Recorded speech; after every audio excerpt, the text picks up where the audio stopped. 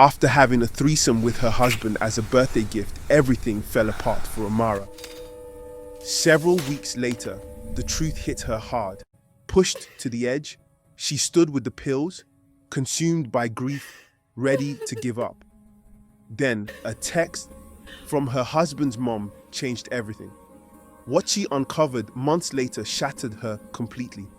But what happened next will shock you. This video discusses sensitive topics, including self-harm and HIV. Viewer discretion is advised. Quickly like and subscribe. Let's begin. The bass thundered through Club Vertex like a heartbeat, primal and insistent. Strobe lights cut through the darkness in sharp bursts, illuminating bodies pressed together on the dance floor. Emeka and Amara moved through the crowd, their bodies in perfect sync. Eyes locked in that familiar spark of mischief that had defined their relationship from the very beginning. "What's next?"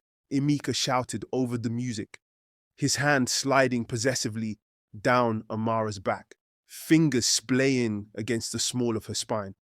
She laughed, throwing her head back, her dark hair cascading over her shoulders. "You always want more, don't you?" And he did. God, he always did. Skydiving last month, Amara's screams mixing with exhilaration and terror as they fell through the clouds. Motorcycle racing through treacherous mountain roads the month before that. The curve so sharp, Amara had buried her face against his back, unable to look. Before that, cliff diving in Mexico, bungee jumping in New Zealand, whitewater rafting down Class 5 rapids. Each adventure was supposed to be enough, supposed to satisfy that hunger in Emeka's chest, but it never was. There was always something more extreme, something more dangerous, something that would make his blood sing just a little louder. "Remember when we used to be satisfied with dinner and a movie?" Amara teased. But there was an edge to her voice that Emeka either didn't hear or chose to ignore. "That was before we really started living," Emeka grinned, pulling her closer. "Admit it, you love it, the rush, the feeling of being completely alive." Amara wanted to say that she didn't need near-death experiences to feel alive, that the quiet moments between them used to be enough. But she didn't. Instead, she kissed him, tasting vodka and lime on his lips, and pushed the unease down deep where she'd been pushing all her doubts lately. But the truth was, Amara had noticed a shift. The adventures weren't just about adrenaline anymore. They were becoming about boundaries, testing them, pushing them, breaking them. And each time Emeka suggested something new, the boundary he wanted to cross was more intimate, more personal, more dangerous in ways that had nothing to do with physical risk. 3 weeks before Amara's birthday, Emeka sat her down in their living room, that familiar glint in his eye, the one that meant he'd been thinking about something, planning something, and was now ready to spring it on her. "I have an idea for your birthday," he said, his voice low and intimate, the way it got when he wanted something.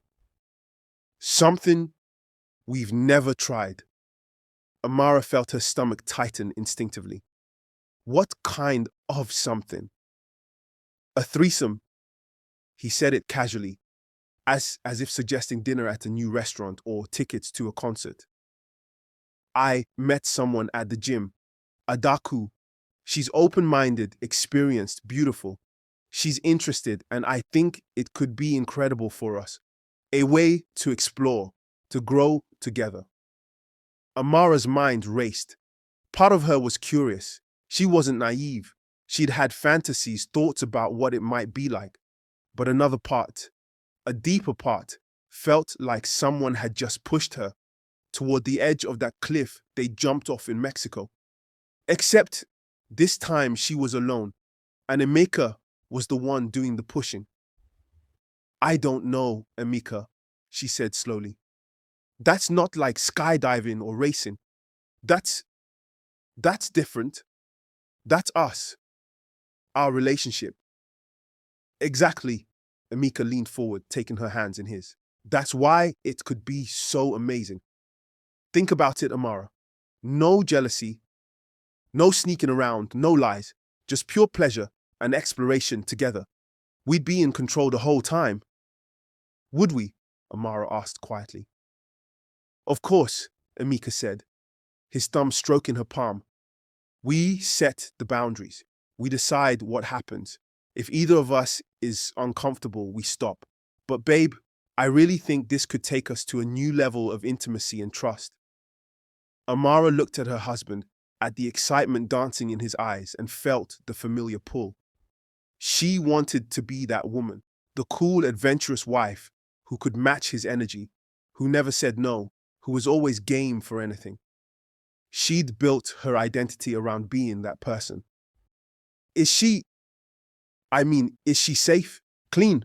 Amara asked, grasping for practical concerns when her emotional ones felt too big to voice. Emeka nodded quickly, almost too quickly. Of course. She works in healthcare, actually. She's a nurse or something, very conscious about that stuff. I already asked her, and she said she's totally clean and gets tested regularly. We can trust her.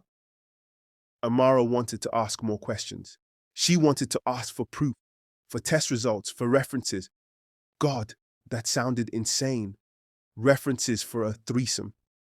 However, she didn't want to come across as prudish, suspicious, or like she was ruining the fun before it started.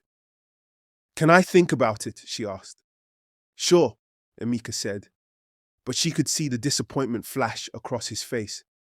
But, babe, your birthday's in 3 weeks. I want to make it special. The most memorable birthday you've ever had. Over the next 2 weeks, Emeka brought it up casually, frequently. He showed Amara pictures of Adaku, beautiful, confident, smiling. He told her stories about their conversations, about how smart Adaku was, how funny, how experienced with couples. He painted a picture of something exciting and safe and fundamentally harmless. And slowly, Amara's resistance wore down. She wanted to make Emeka happy. She wanted to be the adventurous woman she'd been pretending to be for years. And maybe, just maybe, a small part of her was curious about what it might feel like. Okay, she finally said, 5 days before her birthday. For my birthday. But we need to talk about boundaries first. And protection. We use protection for everything. Emeka's face lit up like Christmas morning. Of course. Whatever makes you comfortable. God, Amara, you're incredible. You know that? Most women would never even consider this. You're so open-minded, so evolved. Amara smiled, but deep down, she wondered if being open-minded was the same as having no boundaries at all. Amara's 32nd birthday arrived with champagne and dim lighting in their bedroom. Emeka had spent hours preparing. Candles, music, fresh sheets, everything just right. When the doorbell rang at 8 o'clock, Amara felt her heart hammering so hard she thought she might be sick. Adaku was even more beautiful in person. Tall, with auburn hair and green eyes that seemed to take in everything at once. She hugged Amara like they were old friends, brought her a bouquet of lilies, complimented her dress. Thank you so much for inviting me into your space, Adaku said, her voice warm and genuine. I know this is a big step, and I want you to know that we go at your pace, whatever you're comfortable with. I'm just here to enhance what you two already have. Amara felt herself relaxing slightly. Adaku seemed kind, respectful, aware of the gravity of what they were about to do. They had a drink together first, talking and laughing, and Amara started to think that maybe this would be okay, that maybe Emeka had been right. But once they moved to the bedroom, once clothes started coming off and hands started moving, Amara felt herself disconnecting. She was there, physically, She participated, she touched and was touched. She made the appropriate sounds, but her mind drifted. She felt like she was watching herself from outside her body, observing this woman who looked like her but felt like a stranger. Emeka was clearly in his element.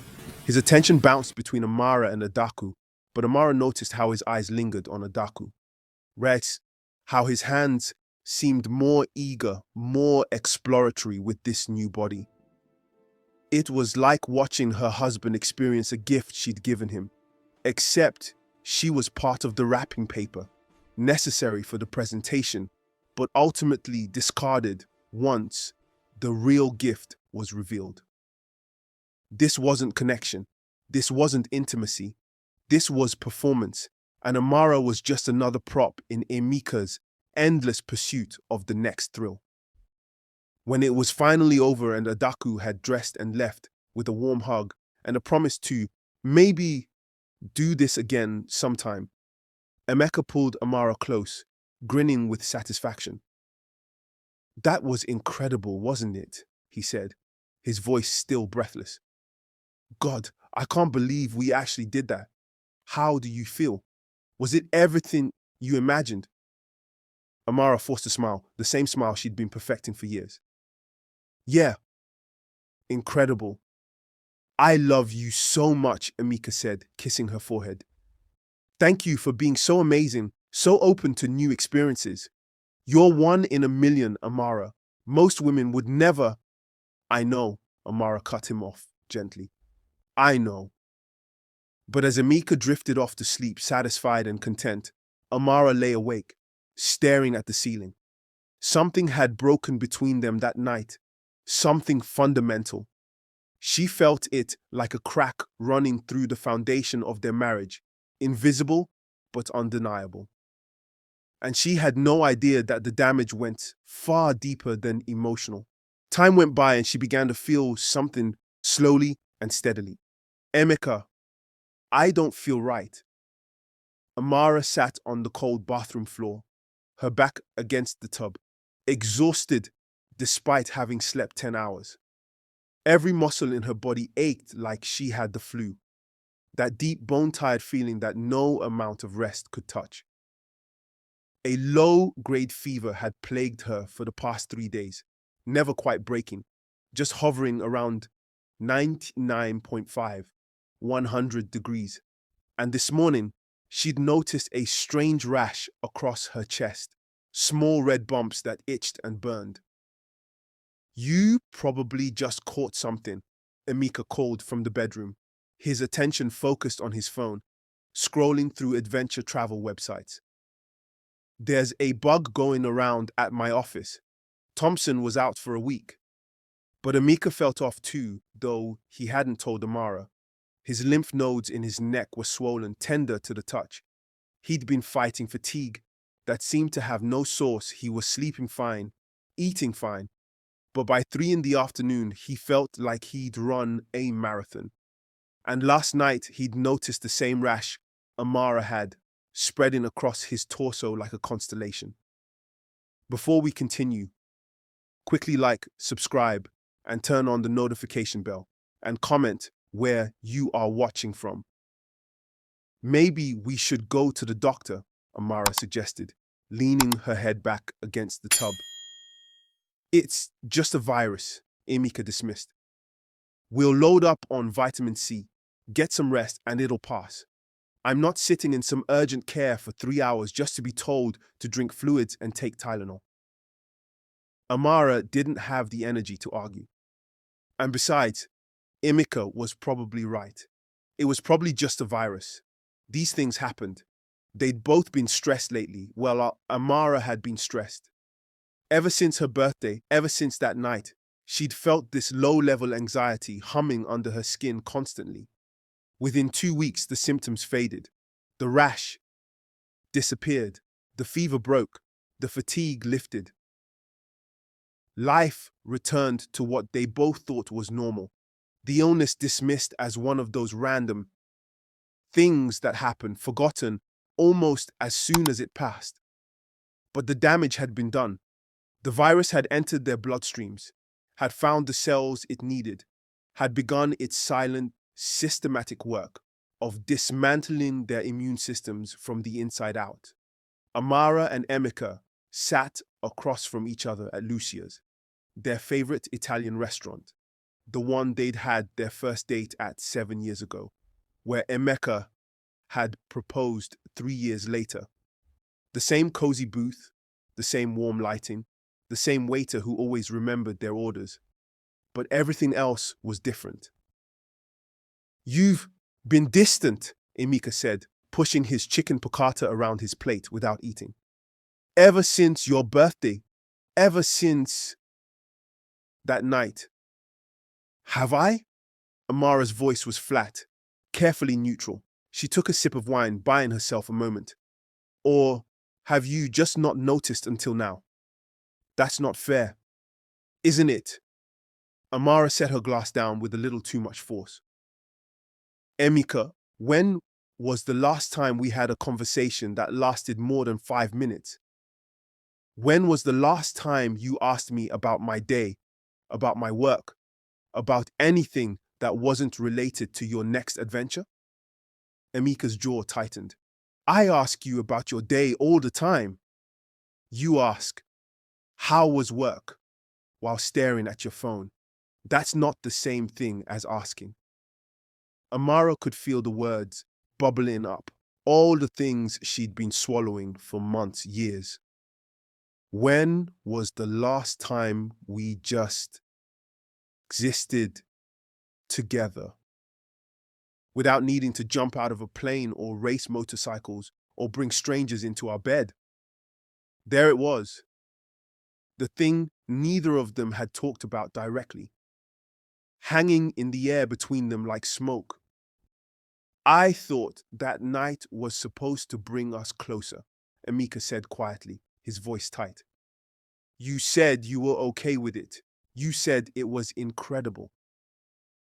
Amara laughed, a bitter sound that surprised them both. "I said what you wanted to hear, because that's what I always do, Emeka. I say yes to the skydiving, even though it terrifies me. I say yes to the motorcycle racing, even though I have nightmares about crashing. I said yes to the threesome, even though every instinct in my body was screaming no." "Then why did you agree?" Emeka's voice rose. "Why didn't you just say no if you didn't want to?" "Because I wanted to make you happy." Amara's voice cracked, years of suppressed resentment flooding out. "Because every time I express hesitation about one of your adventures, you make me feel like I'm boring, like I'm holding you back, like I'm not enough. So I keep saying yes, keep pushing past my limits, keep pretending to be someone I'm not. Because I'm terrified that if I don't, you'll leave me for someone who will."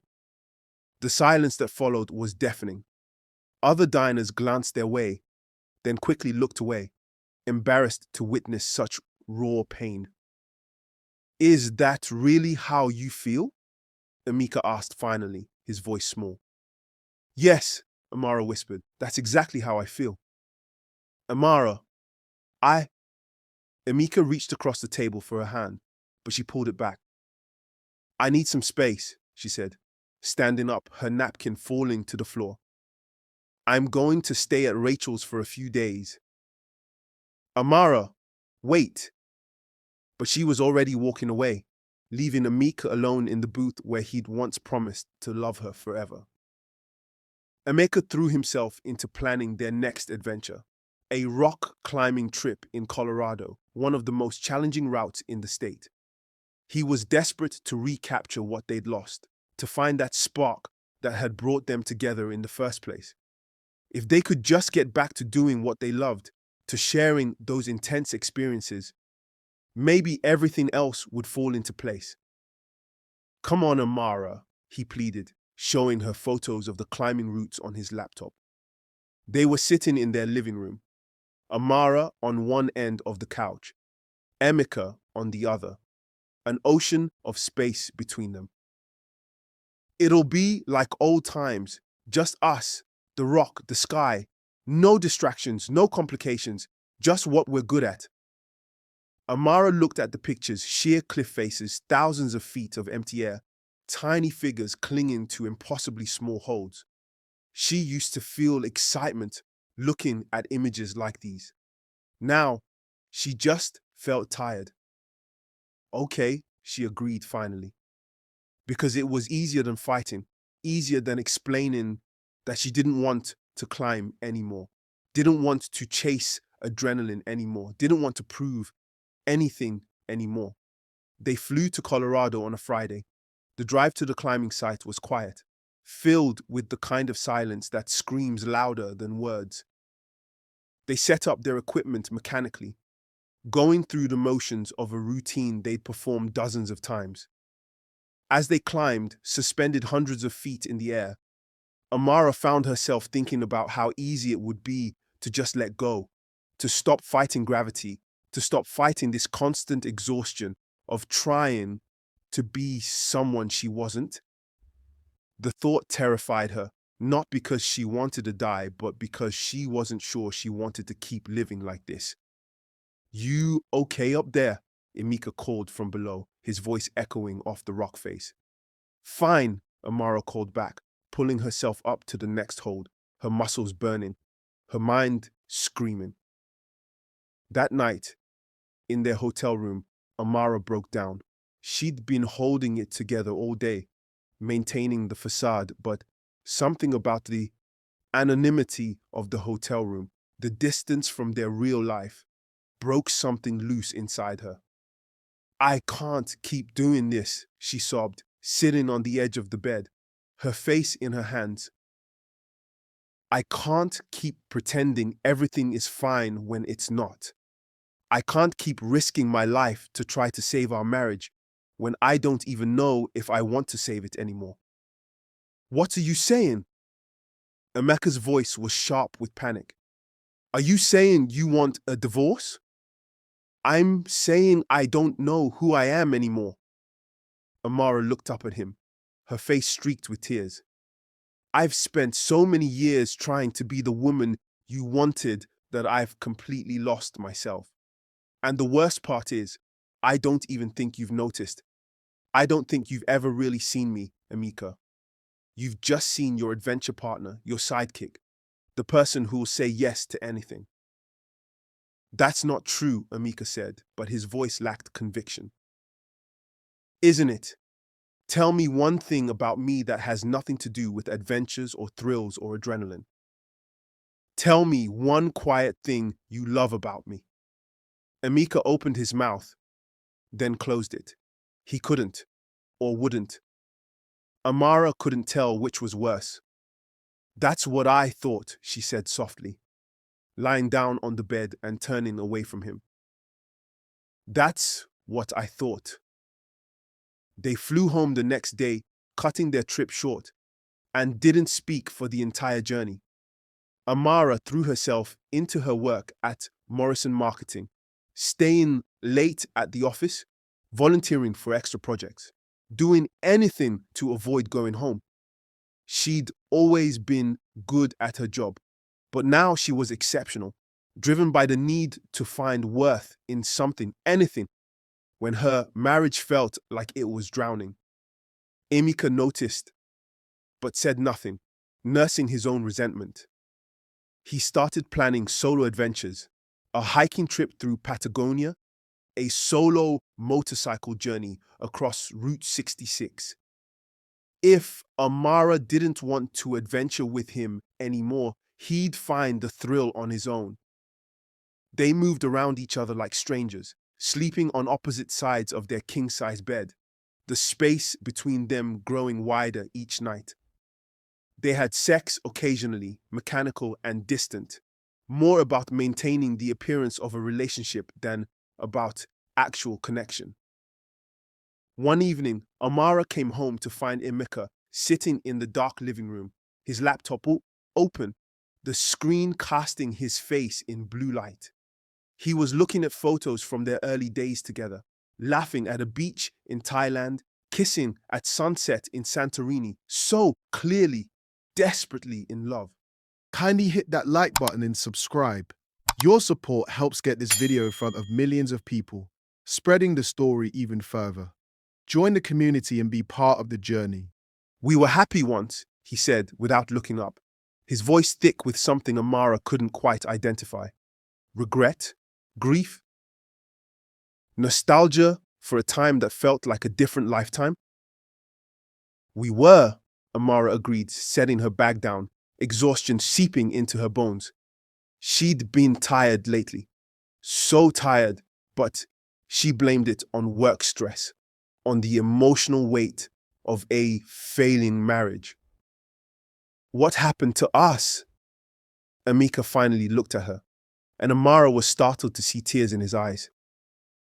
I think we stopped being us and started being the characters we thought we were supposed to play, Amara said, sitting down on the chair across from him, maintaining the distance that had become their default. You needed someone who could keep up with you, and I needed someone who could see past the adventures to who I really was. Neither of us got what we needed. Is that it then? Emeka asked. Is this how it ends? We just give up?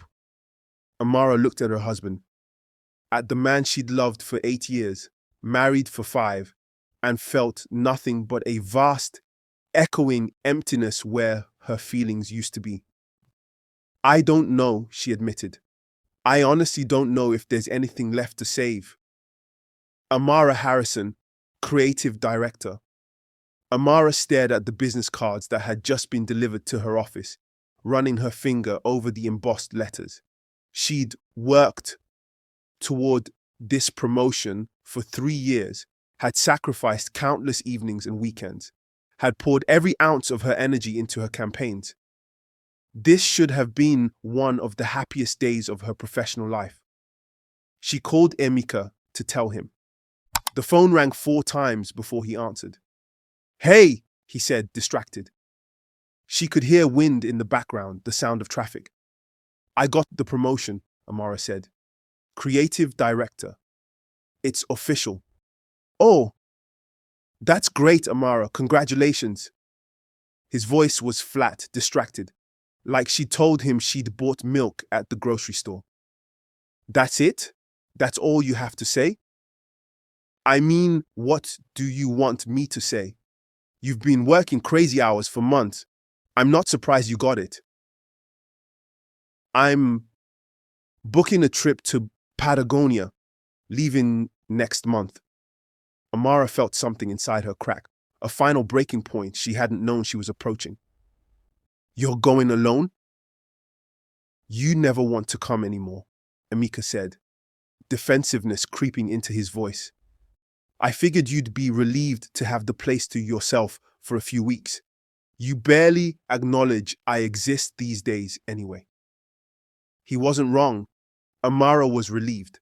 The thought of 2 weeks without walking on eggshells, without the constant tension, without feeling like she was failing some test she didn't know she was taking, felt like oxygen after drowning.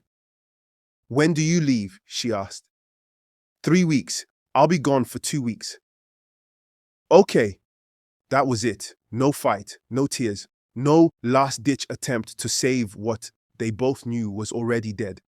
Just a quiet acceptance that they'd become 2 people who happened to share an address and nothing more. Amara stood in front of the bathroom mirror, studying her reflection with growing concern. She looked different, thinner, her cheekbones more pronounced, dark circles under her eyes that no amount of concealer could hide. She'd been experiencing frequent headaches, the kind that made light painful and sound unbearable, and the low-grade fever was back, not constant, but recurring. Enough to make her feel like she was always fighting something off. In the bedroom, Emeka woke up drenched in sweat for the 3rd time that week. His pajamas were soaked through, the sheets wet beneath him. He'd been blaming it on their apartment's heating system, but it was May, and the heat hadn't been on in weeks. At a dinner party hosted by their friends Marcus and Julie, Someone asked the question they'd both been dreading. So, how are you two doing? Great, Emeka said automatically, his arm sliding around Amara's shoulders, the first time he'd touched her in weeks. Amazing, Amara echoed, producing that practiced smile she'd perfected over years of pretending everything was fine. You guys are relationship goals, Julie gushed, refilling their wine glasses. 8 years together and still so in love. How do you do it? Communication, Emeka said, the irony apparently lost on him.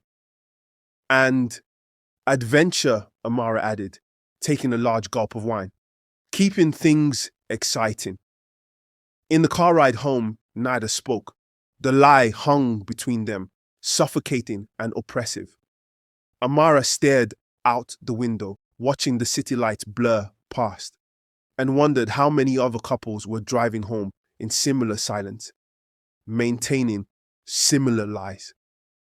It had been exactly 1 year since Amara's birthday. 1 year since the threesome that had cracked the foundation of their marriage. 1 year of slow deterioration, of growing apart, of becoming strangers who shared a living space. Amara sat in her office staring at a text from Emeka. We need to talk about what we're doing here. She knew what that meant. Divorce. The word they'd both been dancing around for months, too afraid to say it out loud, as if not naming it would keep it from being real. Part of her felt relief at the prospect, relief at not having to pretend anymore, relief at being able to breathe without the weight of a failing marriage crushing her chest. But another part of her felt like she was drowning, like the life she'd built was dissolving beneath her feet. That night, they sat across from each other in their living room, the space between them vast and uncrossable. The apartment felt like a museum of their relationship. Photos on the walls from adventures they'd taken, souvenirs from countries they'd visited together, all the physical evidence of a love that had existed once, but now felt as distant as a dream. I don't know how to fix this, Emeka said, his voice breaking. I don't know what happened to us, Amara. We used to be so good together. We used to be happy. We were good at adventures, Amara corrected quietly. We were good at collecting experiences and taking photos and posting about how exciting our lives were. But were we ever actually good at being together? At being still? At being real? Emeka flinched. Is that what you think, that none of it was real? I think we built our relationship on a foundation of adrenaline. And when the thrill wore off, we realized there wasn't anything underneath. Amara's voice was calm now, resigned. And then we kept chasing bigger and bigger thrills, trying to recapture that feeling until we crossed a line we shouldn't have crossed. The threesome, Emeka said flatly. The threesome, Amara confirmed, among other things. You never said no, Emeka's voice rose defensively. You agreed to all of it. The skydiving, the racing, all of it. You can't blame me for the... I'm not blaming you for my choices, Amara interrupted. I'm acknowledging that I made choices I didn't want to make because I was too afraid to lose you. And I'm realizing that in trying not to lose you, I lost myself instead. The silence that followed was heavy with all the things they couldn't say, all the pain they'd inflicted on each other, all the ways they'd failed. Have you ever lost yourself for someone else? Let me know in the comments below, and don't forget to like and subscribe for more interesting stories. Is that what you want? Emeka asked finally. To give up? To throw away 8 years? Amara looked at him, really looked at him, and saw a stranger. When had that happened? When had the man she loved become someone she couldn't recognize. I don't know what I want anymore, she admitted, her voice barely above a whisper. I just know I'm tired. I'm so tired, Emeka, and not just tired of this marriage, just tired. Emeka nodded slowly, his own exhaustion evident in the slope of his shoulders, the hollowness of his eyes. Yeah, he said. Yeah, I know what you mean. Amara was in the middle of presenting a major campaign pitch to Johnson and Associates, one of their biggest potential clients, when the room started to spin. As you can see from the demographic data, she was saying, clicking to the next slide, when suddenly her vision blurred. The faces of the executives seated around the conference table swam in and out of focus. Her body felt simultaneously burning, hot, and ice cold. Ms. Harrison, are you all right? Someone asked, their voice seeming to come from very far away. I'm fine, Amara tried to take a step towards the conference table to steady herself, but her legs buckled.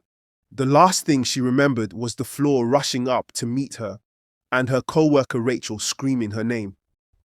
She woke up in an ambulance, an oxygen mask over her face, an IV in her arm. A paramedic was taking her blood pressure, speaking into a radio in medical jargon she couldn't follow.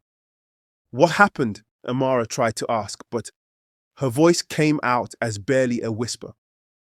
You collapsed, the paramedic said, gently. We're taking you to Presbyterian. Just try to relax. At the hospital, the emergency room doctor, a tired-looking woman in her 50s, reviewed Amara's chart with increasing concern. Severe fatigue. Persistent oral thrush that hadn't responded to treatment. Recurring low-grade fevers. Night sweats. Significant weight loss over the past few months. 15 pounds that Amara had barely noticed losing had actually been pleased about in a detached way. Ms. Harrison, when was your last comprehensive physical? Dr. Morrison asked, her voice carefully neutral. Amara tried to think through the fog in her brain. I don't know, 2 years, maybe longer. I've just been so busy with work. I'd like to run some tests, comprehensive blood work, a full panel. Have you experienced any other symptoms that seem unusual? Persistent cough, unexplained infections, swollen lymph nodes. Amara's mind raced back through the past months. The cough she'd been ignoring, blaming on seasonal allergies. The infections that kept cropping up, yeast infections, urinary tract infections, that weird fungal thing on her toenails that wouldn't clear up no matter what she tried. The lymph nodes in her neck that had been tender and swollen for months. Yes, Amara whispered, a cold dread settling in her stomach. All of those. Dr. Morrison's expression remained professionally neutral, but something in her eyes shifted. Ms. Harrison, I'm going to be direct with you. Given your symptom presentation, I need to test you for HIV among other things. This is standard protocol, and it's important that we rule out all possibilities. The word HIV hit Amara like a physical blow. The room spun again, but this time she was lying down, so there was nowhere to fall. No, she said, shaking her head. No, that's not. I'm married. We don't. But even as she said it, her mind was racing back 14 months. The threesome. The brief flu-like illness they'd both had. The symptoms that had been getting progressively worse. I need you to call my husband, Amara said, her voice shaking. I need you to call Emeka. Please. Emeka was in a meeting with his boss, discussing quarterly projections, when his phone buzzed. Amara's name flashed on the screen. They hadn't spoken in 3 days, not since their latest fight about dividing their assets, about who would keep the apartment, about the logistics of ending a marriage. He almost didn't answer. But something, instinct, worry, the memory of the woman he'd once loved more than anything, made him excuse himself and step into the hallway. Amara, I'm at the hospital. Her voice was small, frightened in a way he hadn't heard in years. It reminded him of the night before their wedding, when she'd woken from a nightmare and clung to him, whispering that she was terrified of losing him. Emeka's heart stopped. What happened? Are you okay? I collapsed at work. Emeka, they're running tests. They want to, her voice broke. They want to test me for HIV. And Emeka, you need to get tested too. The hallway seemed to tilt. Emeka braced himself against the wall, his free hand pressed against the cool paint, anchoring himself to reality. What? No, that can't be right. Why would they test you for the symptoms? Amara cut him off, her voice urgent now. The fatigue, the infections, the fevers. Emeka, we both had those symptoms. After my birthday. After Adaku. The name hung between them like a curse.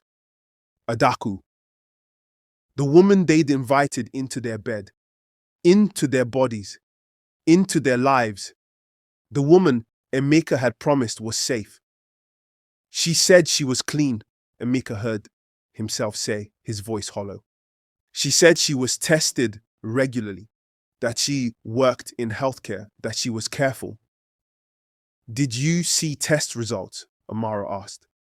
And there was no accusation in her voice, just exhaustion. Did you actually verify, Emeka?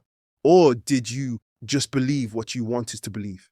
The silence was answer enough. Come to Presbyterian, Amara said. Emergency room. And Emeka, tell them you need to be tested too. After hanging up, Emeka sat in his car in the parking garage, his hands shaking so badly he couldn't get the key in the ignition. He thought back over the past 14 months, really thought about it for the first time. Connecting dots he'd been deliberately ignoring. The flu-like illness 3 weeks after the threesome, both of them sick at the same time, the rash, the swollen lymph nodes. He'd dismissed it as coincidence, as a random virus. But then there were the symptoms that hadn't gone away. The thrush in his mouth that no amount of antifungal medication could clear. The night sweats that had become so regular he'd started sleeping on a towel. The recurring fevers. The fatigue that made even simple tasks feel monumental. The weight loss. God, he'd lost almost 20 pounds and had told himself it was stress from the failing marriage. The swollen lymph nodes in his neck, his armpits, his groin. The persistent cough. The weird rash that kept appearing and disappearing. The infections, bacterial, fungal, viral, that seemed to crop up constantly, that his body couldn't seem to fight off. He'd been ignoring his body's distress signals because acknowledging them would mean acknowledging what they might signify. And Emeka had spent his entire life running toward thrills and away from consequences. No, he whispered to himself in the dark car. Please, God, no. But deep down, in a place beyond denial, he knew. They both knew. He started the car and drove to Presbyterian Hospital, his mind numb, his body operating on autopilot. The 15-minute drive felt like both an eternity and an instant. Emeka found Amara in a private waiting room off the main emergency department. She looked smaller than he'd ever seen her, curled up in a plastic chair, her knees drawn to her chest, hospital bracelet stuck against her wrist. Amara, he said, her name like a prayer, like an apology, like a goodbye. She looked up at him, and her eyes were red-rimmed but dry, like she'd cried all the tears she had, and now there was nothing left but a vast, empty acceptance. They took blood, she said flatly. Results will be back in a few hours. Fast-tracked because of my symptom severity. There's a nurse waiting to draw yours. Emeka nodded, unable to form words. He sat down next to her, not touching her, but close enough to feel her presence, her warmth. Proof that she was still here, still alive, even if everything else was falling apart. Do you remember, Amara said after a long silence, our second date? We went to that terrible art gallery opening because your friend was exhibiting, and the art was awful, just truly terrible, but we pretended to be really into it.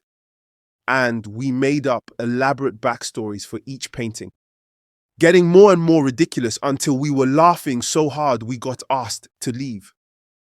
Emeka felt tears prick his eyes. You said the painting of the sad clown was actually a self-portrait of the artist's inner child grappling with capitalism.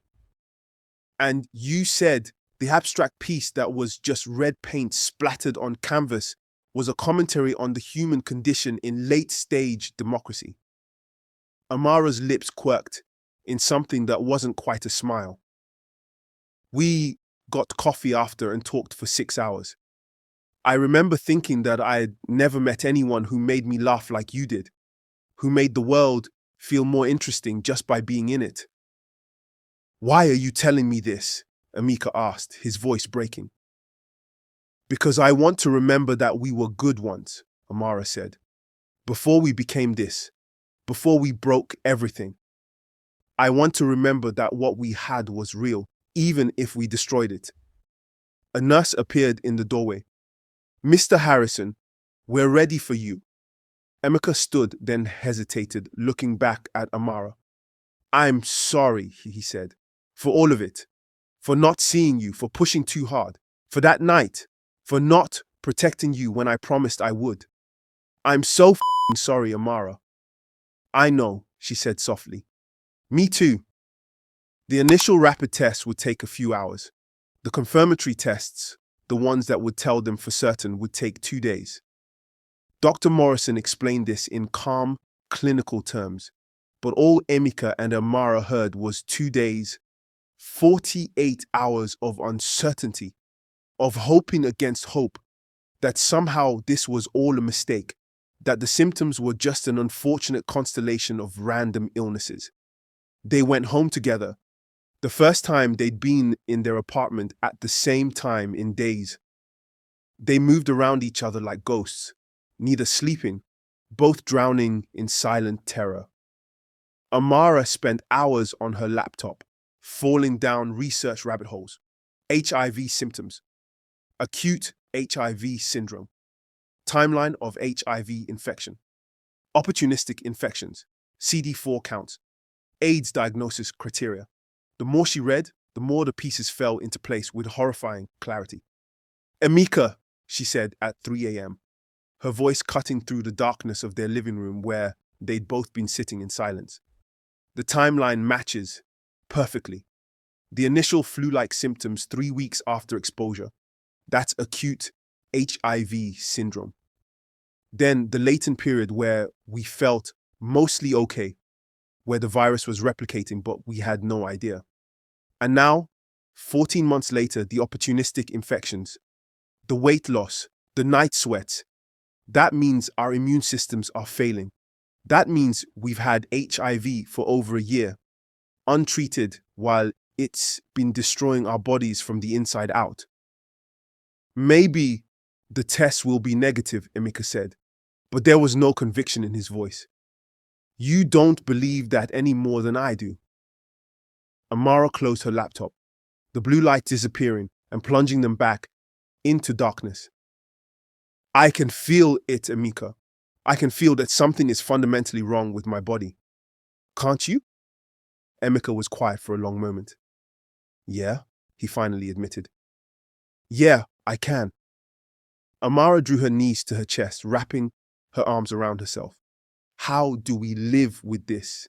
If the tests are positive, how do we wake up every day for the rest of our lives, knowing we have or a disease that will never go away? I don't know, Emeka whispered. I don't know. At dawn, Amara spoke again, her voice small and broken in the grey morning light. What if I can't do it? What if I can't take the pills every day, knowing what they mean, knowing what I have? What if I just don't? Emeka's blood ran cold. He turned to look at her properly for the first time in hours, saw the hollow desperation in her eyes, and recognized it as something far more dangerous than anger. Amara, don't talk like that. Please. Why not? She met his gaze and her eyes were empty in a way that terrified him. What do I have to live for, Emeka? A career I threw myself into to avoid dealing with our failing marriage. A marriage that's already dead? A life where every day I have to explain to future partners that I have a disease? Where I have to worry about getting sick from things healthy people don't even think about? Where I'm defined by my diagnosis? You have to live because Emeka's voice cracked. Because I can't exist in a world that doesn't have you in it. Even if we never fix us, even if we get divorced and never speak again, I need to know you're out there alive, living some version of a life. Please, Amara, please don't give up. Amara didn't respond. She just turned away, staring out the window as the sun rose on what might be the worst day of their lives. They returned to the hospital 48 hours later, both exhausted from lack of sleep, both terrified of what they were about to hear. Dr. Morrison met them in a private consultation room, accompanied by Maria, an HIV counselor with kind eyes and a gentle smile that Amara immediately hated because it meant the news was bad. Mr. and Mrs. Harrison, Dr. Morrison began, her voice professionally compassionate. I'm very sorry to inform you that both of your tests came back positive for HIV. The world ended. Amara made a sound, something between a sob and a scream, that came from somewhere so deep inside her, she didn't recognize it as her own voice. She doubled over, her whole body shaking, unable to breathe, unable to think, unable to process the words that had just shattered every piece of her existence. Emeka couldn't breathe. The room spun. Every dream, every plan, every piece of the future they'd imagined gone in an instant. Replaced by a diagnosis that felt like a death sentence, even though he knew intellectually it wasn't anymore. No, Amara gasped through her tears. No, please, no, this can't be real. This can't be happening. Please tell me this isn't real. Maria moved closer, her voice gentle. I know this is devastating news. I know it feels like the end of the world, but I need you both to hear me. HIV is not the death sentence it once was. With modern antiretroviral therapy, people with HIV can live long, healthy lives. How long? Emeka managed to ask, his voice hollow. With proper treatment, your life expectancy can be close to normal, Dr. Morrison explained. But I won't lie to you. You've both been infected for some time and the virus has progressed. Your CD4 counts are both quite low. How low? Amara asked, her voice barely audible. Amara, yours is at 180. Emeka, yours is at 210. Healthy CD4 counts are between 500 and 600 cells per cubic millimeter of blood. Below 200 is considered AIDS. You're both very close to that threshold. AIDS. The word hung in the air like a death knell. So we have AIDS? Emeka asked. Not yet, but you're approaching that classification. The good news is that we're catching this now, and we can start treatment immediately.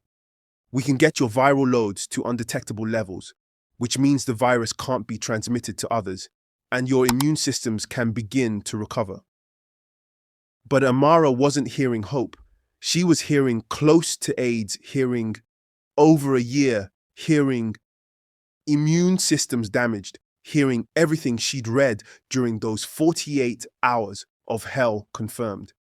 We're definitely not going to survive this, she stated flatly. Maybe not tomorrow, perhaps not next year, but we will all perish from this illness. That's not necessarily true, Maria started. Stop, Amara cut her off. Stop trying to make this okay. Stop trying to put a positive spin on the fact that our lives are over. We have HIV. We will always have HIV. Every single day for the rest of our lives, we have to take pills. Every time we get a cold, we have to wonder if it's something worse. Every relationship we try to have from now on, we have to disclose our status and hope they don't run away. We can't have children safely. We can't. Actually, Dr. Morrison interrupted gently. With proper treatment and about an undetectable viral load, people with HIV can have children safely. The transmission risk to partners and babies can be reduced to nearly zero. But Amara was beyond hearing. She stood abruptly, her chair clattering backward.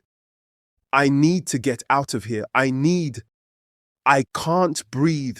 She ran from the room, pushing past Maria, past the other patients in the waiting area, past the reception desk, out into the parking lot, where she collapsed against her car, sobbing so hard she thought she might vomit. Emeka found her there, sank down beside her, and for the first time in months, pulled her into his arms. And Amara let herself be held by the man who destroyed her life, because he was the only other person in the world who understood the specific hell they were now living in. The drive home was silent, except for Amara's ragged breathing. Once inside the apartment, the dam broke completely. You completely finished me, Amara screamed, hurling a crystal vase across the room. It shattered against the wall in an explosion of glass and water, flowers scattering across the floor. You f***ing destroyed me, Emeka. I didn't know, Emeka shouted back, tears streaming down his face, his voice raw with anguish.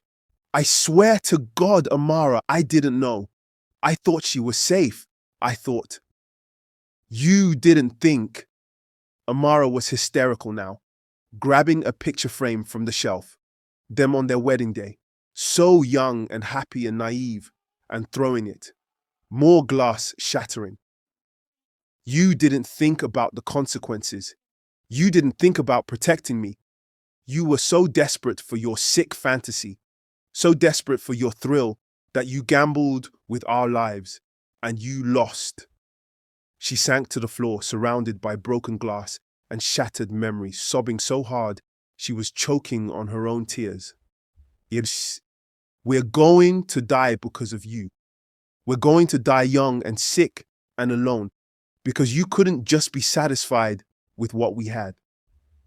That's not true, Emeka said, kneeling beside her, but not daring to touch her again. The doctor said, I don't care what the doctor said.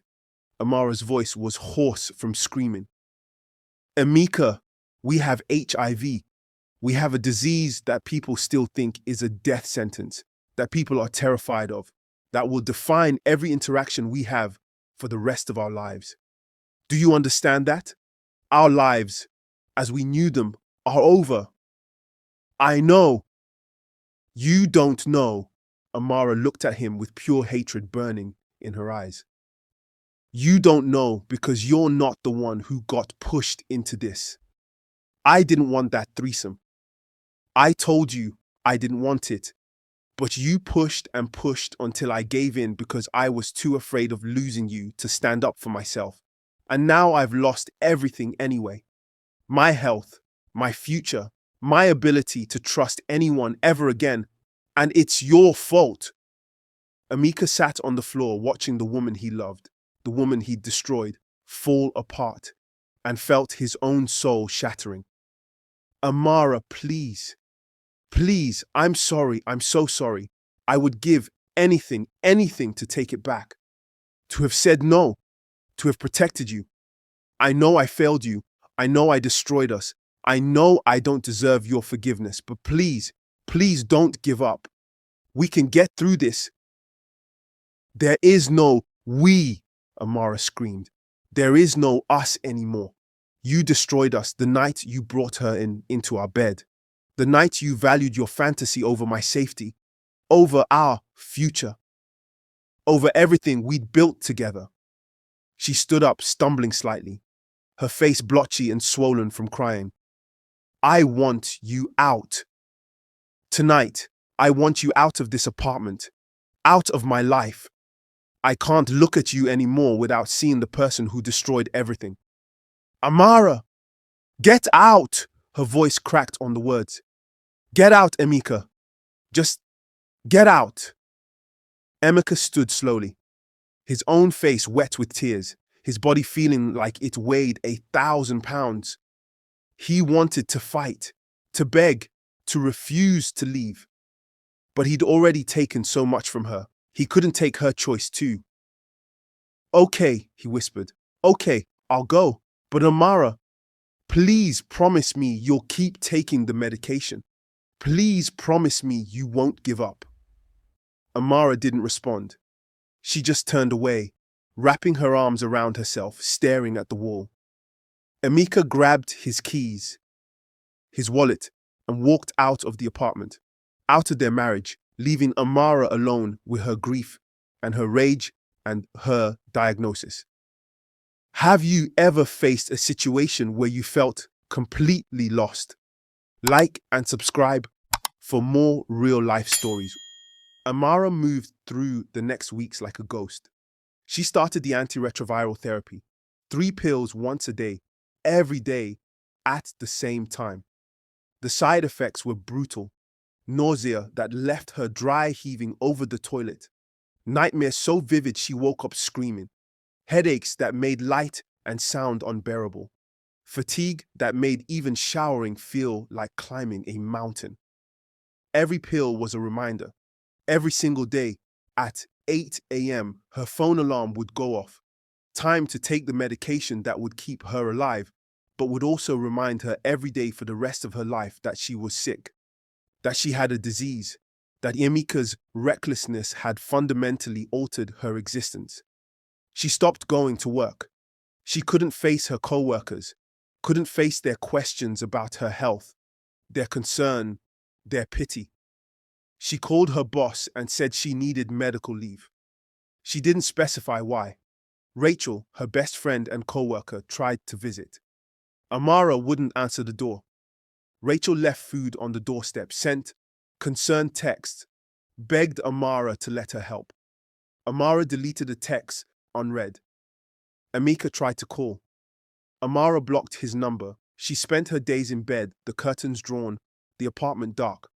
She spent her nights staring at the ceiling, unable to sleep, her mind circling the same thoughts over and over. How could this have happened?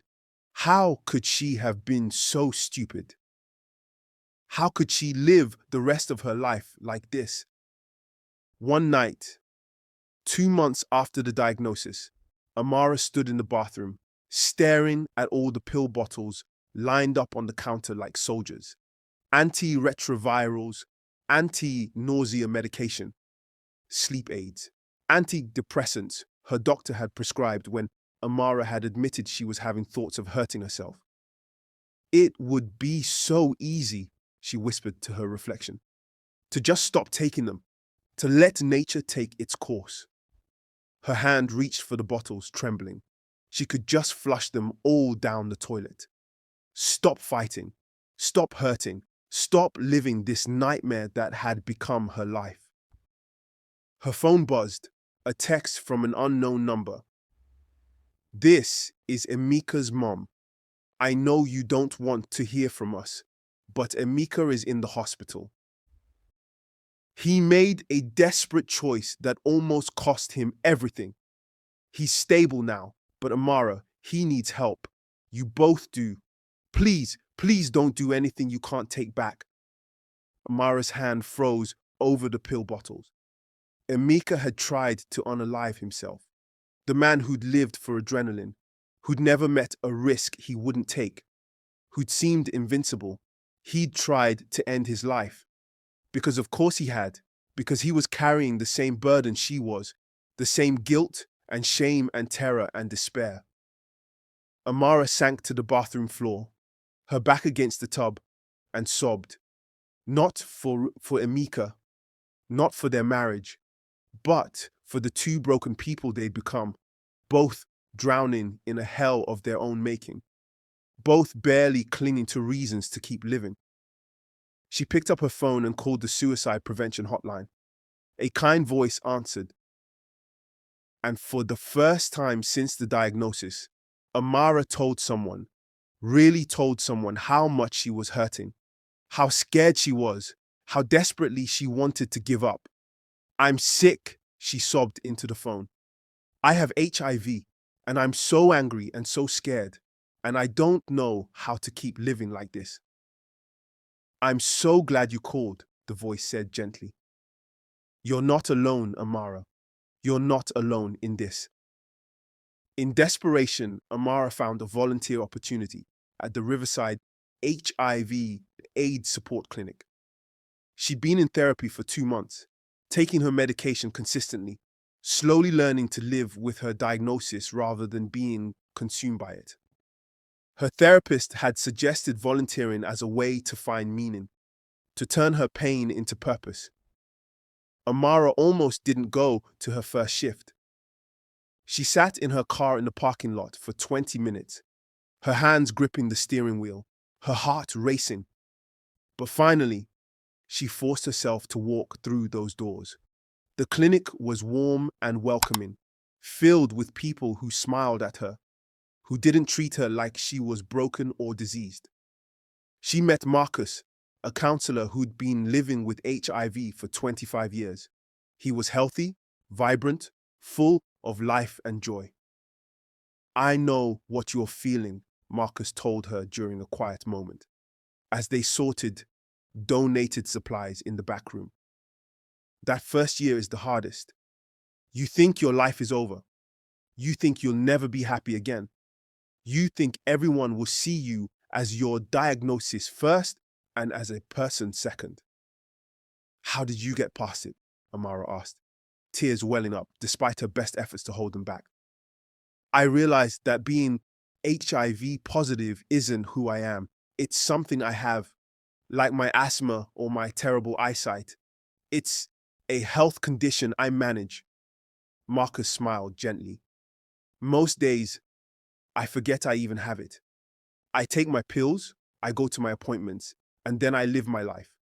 I have a wife, 2 adopted kids, a career I love. HIV doesn't define me unless I let it." For the first time since her diagnosis, Amara felt a flicker of something that might eventually become hope. She kept coming back to the clinic week after week. She met people who'd been living with HIV for decades, people who had families and careers and full, rich lives. She met newly diagnosed individuals paralyzed by the same fear she felt, and she found that helping them helped her too. 3 months into Amara's volunteering, Emeka showed up at the clinic. Amara was stacking pamphlets about PrEP when she looked up and saw him in the doorway. He looked different, thinner, older, worn down by the same burden she carried. Their eyes met across the room, and for a moment, neither of them moved. "What are you doing here?" Amara finally asked, her voice carefully neutral. "Same as you," Emeka said quietly, trying to find a reason to keep going.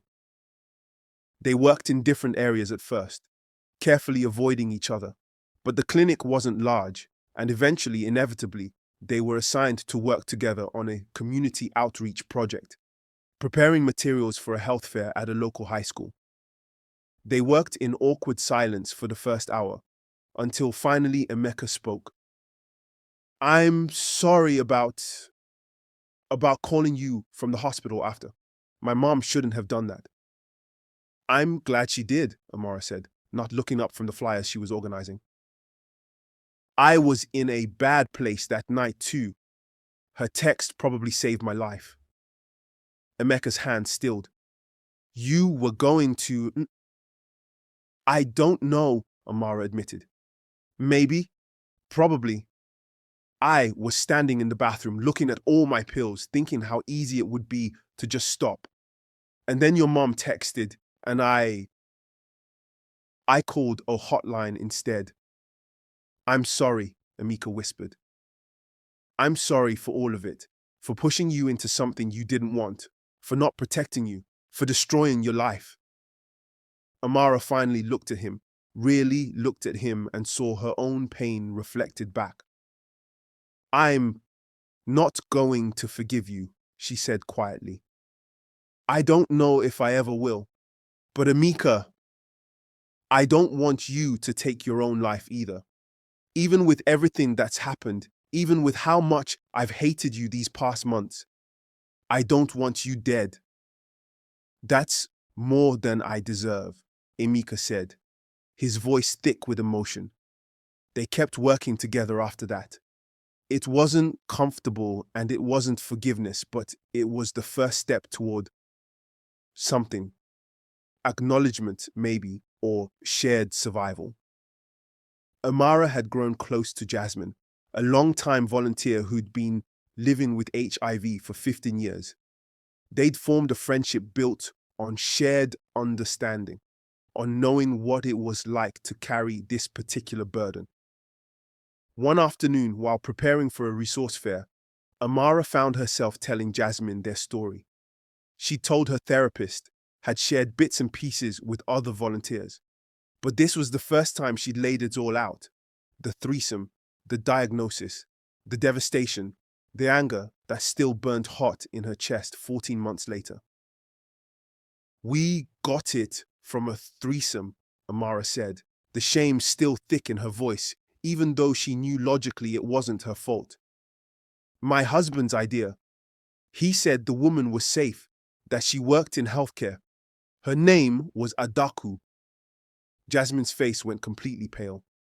Her hand, which had been reaching for a stack of pamphlets, froze in midair. What did you say? Jasmine asked, her voice strange. Adaku, Amara repeated, confused by Jasmine's reaction. Why? Do you know that name? Adaku Daniels. Jasmine's voice was shaking now. About 5'8", auburn hair, green eyes, worked as a phlebotomist. Amara's heart stopped. Yes, that's her. How do you know her? Jasmine sank into a chair, her face a mask of shock and anger. Amara, Adaku used to volunteer here. Years ago, she was diagnosed with HIV about 6 years ago. She struggled with her diagnosis, had a lot of anger about it, blamed the person who'd infected her. She volunteered here for about 2 years and then... Jasmine paused, seeming to choose her words carefully. Then what? Amara pressed, her pulse racing. Then there were incidents, rumors that she was exposing people intentionally, not just having unprotected sex without disclosure, but actively seeking out opportunities to spread the virus. We could never prove anything concrete, and she stopped coming around about 4 years ago. But Amara, if this is the same woman, and from your description, I'm almost certain it is, she knew. She absolutely knew her status when she was with you and Emeka. The room spun. Amara gripped the edge of the table to keep from falling. Are you saying she infected us on purpose? I can't be 100% certain without seeing her, but the name, the physical description, the timeline, the fact that she works in healthcare and would know exactly how to talk around questions about her status. Jasmine's voice was heavy with sympathy and anger. Amara, in most states, knowingly exposing someone to HIV without disclosure is a criminal offense. If she knew her status and didn't tell you, that's not just unethical, it's illegal. Amara's hands were shaking. All the anger she'd been directing at Emeka, at herself, suddenly had a new target. She knew She knew she was positive and she infected us anyway. It looks that way, Jasmine said gently. I'm so sorry, Amara. I can get you in touch with the public health department, with an attorney if you want to pursue this. People who do this need to be held accountable. Amara drove straight from the clinic to the apartment. Not her apartment anymore. She'd moved out months ago, but the place where Emeka was now living alone. She pounded on the door until he opened it, confusion on his face turning to alarm when he saw her expression. She knew, Amara said without preamble, pushing past him into the apartment. Adaku, she knew she was HIV positive. She's known for 6 years, Emeka. She infected us deliberately. The blood drained from Emeka's face. He stumbled backward, catching himself on the kitchen counter. What? No, that can't be, she said. What did she say exactly? Amara's voice was eerily calm now, the initial shock giving way to cold, focused rage. When you asked if she was safe, what exactly did she tell you? Emeka's mind raced back 18 months trying to remember the exact conversation. She said she was always careful, that she got tested regularly, that she worked in healthcare so she understood the importance of being responsible. But did she say she was negative? Amara pressed. Did she actually say the words, I am HIV negative, or show you recent test results? Emeka's silence was answer enough. He sank into a chair, his face in his hands. Oh my God, I never actually asked to see proof. I just assumed. You assumed, Amara cut him off. Because you wanted it to be true. Because you were so desperate for your fantasy that you didn't bother with basic precautions. And she used that. She counted on you being too excited, too trusting, too reckless to verify. There's a woman at the clinic who knows her, Amara continued, her voice hard. Who says Adaku was diagnosed 6 years ago, that there were rumors she was deliberately exposing people. Emeka, this wasn't an accident. She targeted us. She infected us on purpose. Emeka looked up at Amara, his face twisted with anguish and fury. We have to report her. We have to make sure she doesn't do this to anyone else. We will, Amara said. But Emeka, this doesn't change what you did. She's responsible for deliberately infecting us, yes. But you're responsible for creating the situation that made it possible. For not protecting me. For pushing me into something I didn't want to do. Do you understand that? I know, Emeka whispered, tears streaming down his face. I know, Amara. I will spend the rest of my life living with what I did to you, to us. But we need to stop her. We need to make sure she faces consequences for what she's done. For the first time since her diagnosis, Amara and Emeka had a common purpose beyond their own survival. They had an enemy who wasn't each other. They reported Adaku to the Department of Public Health, who launched an investigation. It turned out Amara and Emeka weren't her only victims. 2 other people came forward, another couple and a single man, all infected within the past 4 years, all with eerily similar stories. Adaku presenting herself as safe, working in healthcare, getting tested regularly, but never actually showing proof or explicitly stating her status. The investigation was grueling. Amara and Emeka had to give depositions, recount the most humiliating night of their lives in clinical detail, provide medical records and timelines. But it gave them something they desperately needed: purpose. Working with prosecutors and public health officials, they helped build a case against Adaku. In their state, knowingly exposing someone to HIV without disclosure was a felony. With testimony from multiple victims and evidence that Adaku had been diagnosed 6 years prior, prosecutors finally had enough to charge her. The trial was scheduled for 18 months away. In the meantime, Amara and Emeka continued volunteering at the clinic, attended support groups together, and slowly, painfully, began to rebuild some kind of relationship. Do you believe that even the most points in life you can heal? Tell us your thoughts below. Like and subscribe for more powerful stories. And hit the bell icon to stay updated on our videos.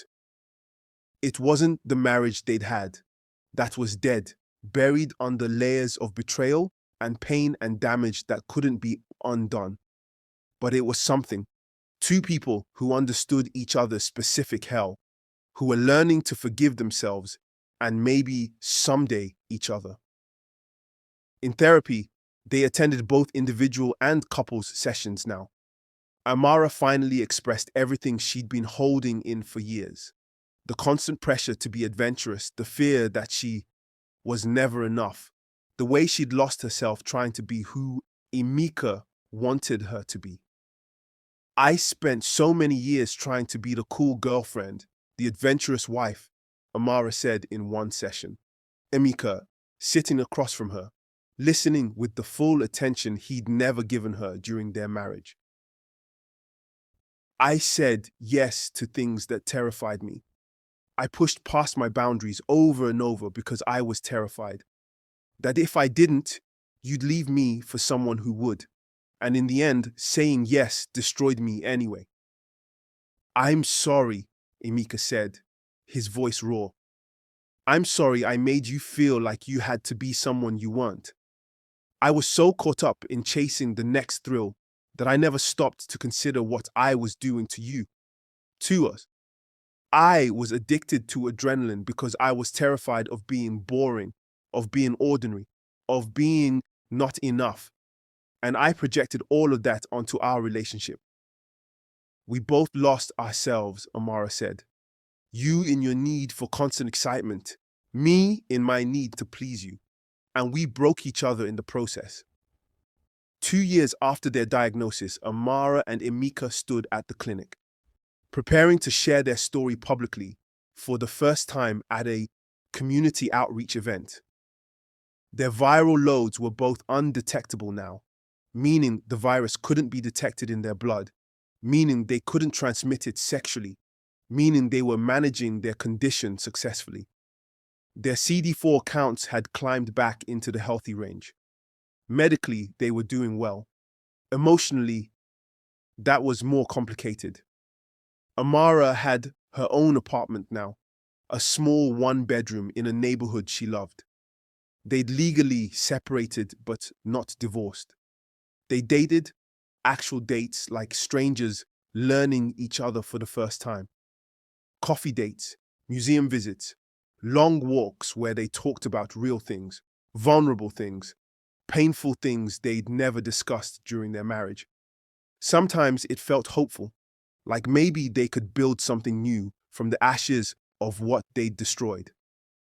Sometimes Amara would look at Emeka and still see the architect of her ruined life, and the anger would come rushing back, hot and choking.